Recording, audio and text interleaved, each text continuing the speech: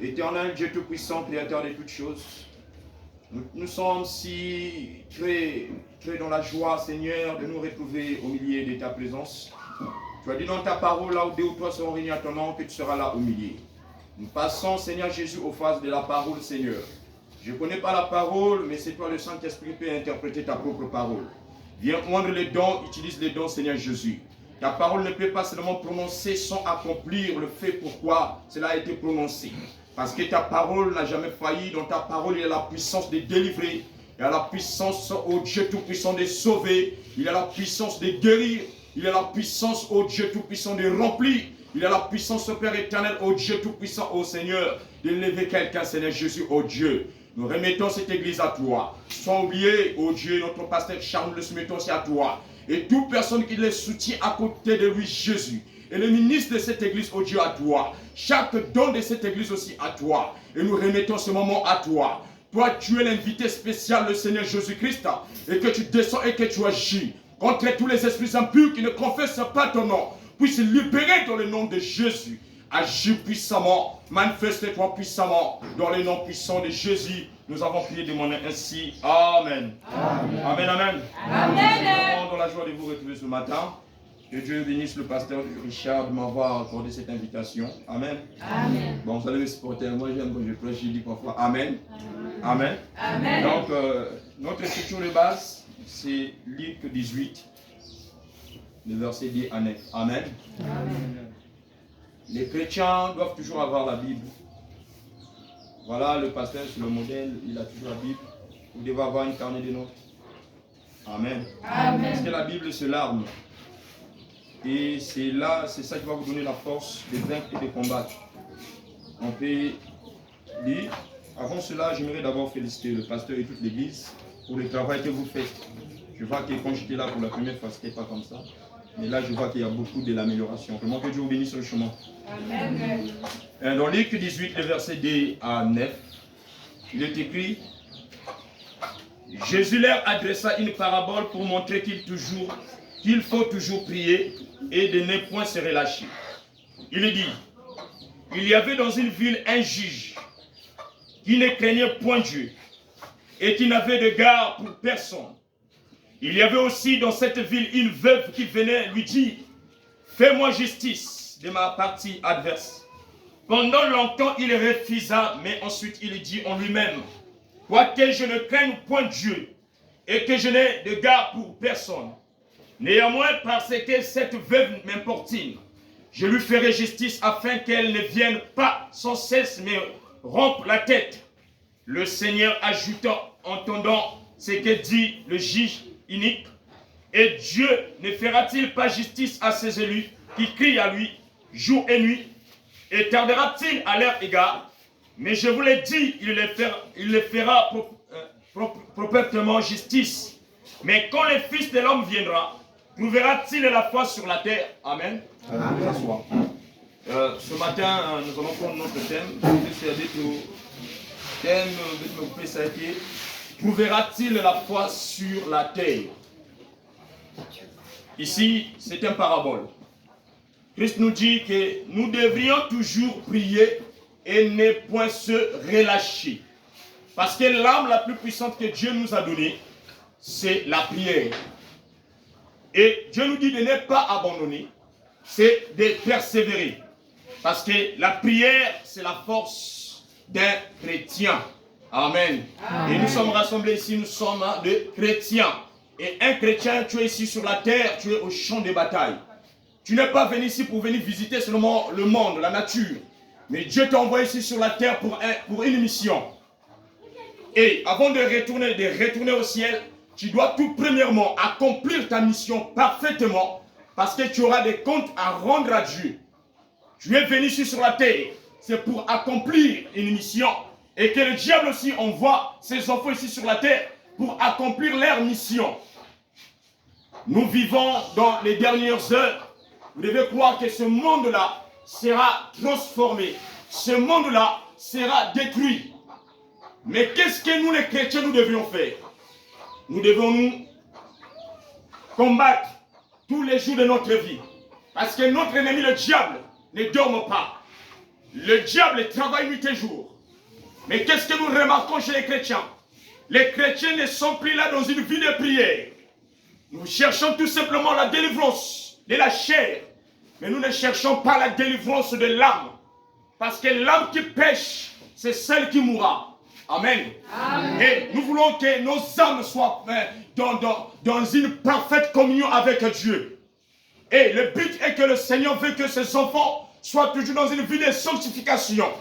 C'est pourquoi Christ, et tant qu'il nous envoie ici sur la terre, c'est pour venir faire sa volonté. Amen. Vous allez remarquer aujourd'hui, c'est dimanche. Nombreux sont restés à la maison. Ils n'ont pas voulu venir ici dans la présence de Dieu pour venir adorer le Créateur. Mais le monde aujourd'hui dit quoi? Et croyez-vous en Dieu? Est-ce que vous l'avez déjà vu? Ce Dieu-là que vous servez? Mais nous et vous, nous croyons qui nous servons. Parce que c'est lui qui est notre protecteur. C'est le Seigneur Jésus-Christ. Amen. Amen. Il est Emmanuel, signifie que Dieu parmi nous. C'est lui le Saint-Esprit qui nous conduit. Et c'est lui qui nous protège à chaque fois. Et c'est pourquoi Jésus est monté en haut. Il dit, je vous l'ai dit, il leur fait complètement justice. Mais quand le Fils de l'homme, quand Jésus-Christ va retourner ici sur la terre, trouvera-t-il la foi sur la terre? Jésus-Christ avait des inquiétudes. Il dit, est-ce que j'aurais trouvé vraiment la foi ici sur la terre? Mais sachez-le que Dieu ne manque pas de témoins. Amen. Amen. Vous êtes l'expression de la foi ici. Parce que nombreux, ils ont vu le ciel, ils ont dit, on dirait un que non, c'est mon mouillé. Mais un chrétien ne regarde pas aux obstacles. Un chrétien, même si le ciel est devenu noir, il est là, il s'habille, il vient. Même quand il y a la pluie, pour prouver que tu as l'amour, pour Dieu là que tu sais, tu dois te lever même sous la pluie, tu viens le servir. Amen. Tu ne viens pas ici pour adorer par hasard parce que maman vient prier ici.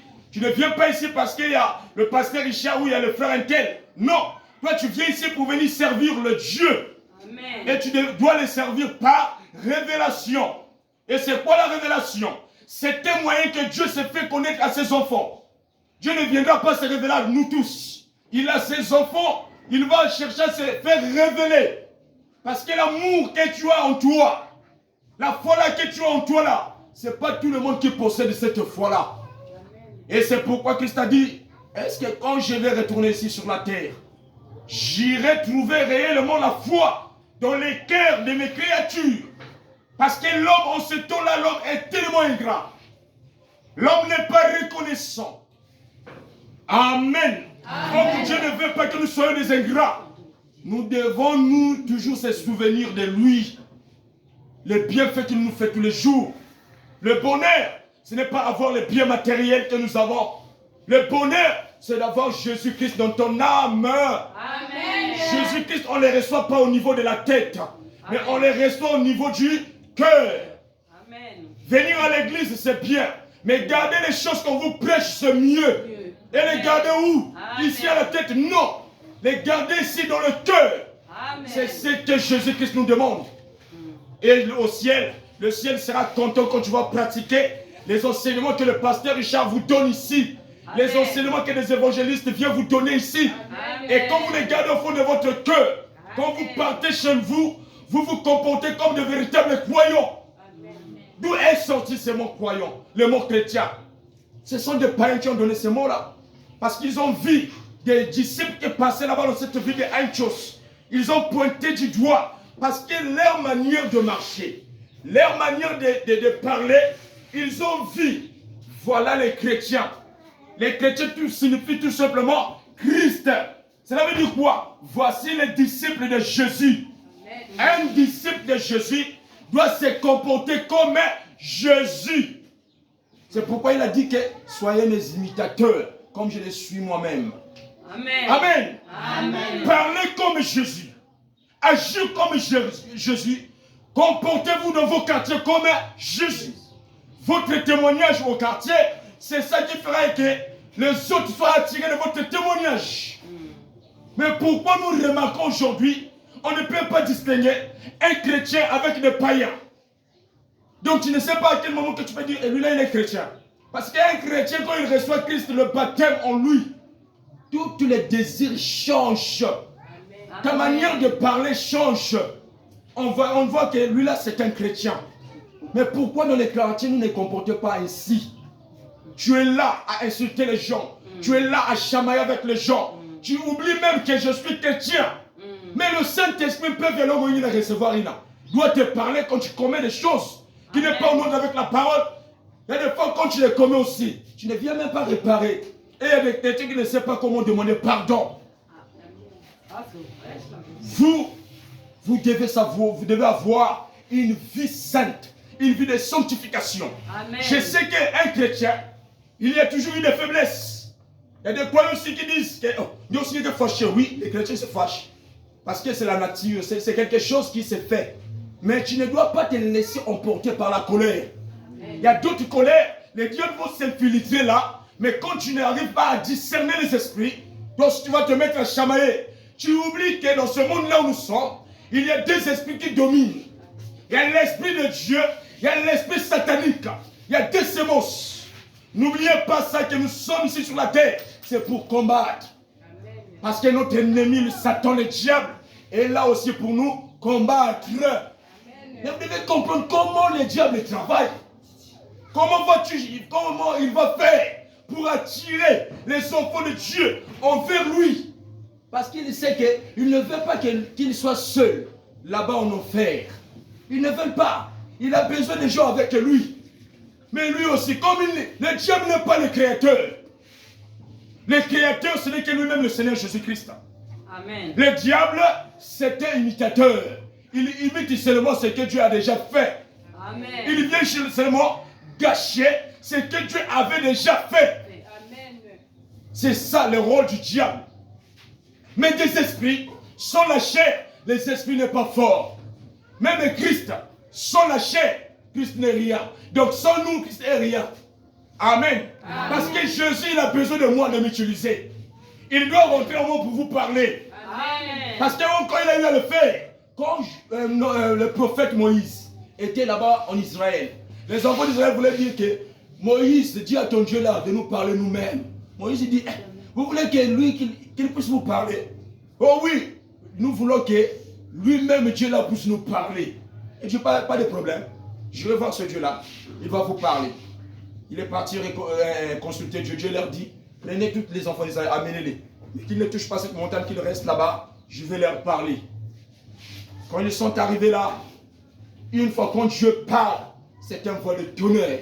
Il y avait eu des tremblements. Il commençait encore à dire, non Moïse, j'ai entendu là de laisser. Dieu te laisse seulement de nous parler à travers de toi Moïse. Donc Dieu il a besoin de chair pour parler. Amen. Satan aussi, il a besoin de chair pour évangéliser aussi. Mais le diable évangélise. Des chansons mondaines que vous écoutez là. Des gens qui dansent nus. Et tu es là devant la télévision.